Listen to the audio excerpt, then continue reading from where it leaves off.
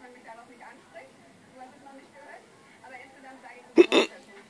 Es gibt ein Thema, was Ihnen noch total auf die Nerven gehen müsste, oder? Also ich rede ja sowieso nicht drüber, deswegen geht es mir nicht auf die Nerven. Die Kollegen haben heute in München mit Boris Becker gedreht und da war er wohl sehr nett. Ist das seine neue Strategie? Ich kann dazu gar nicht sagen.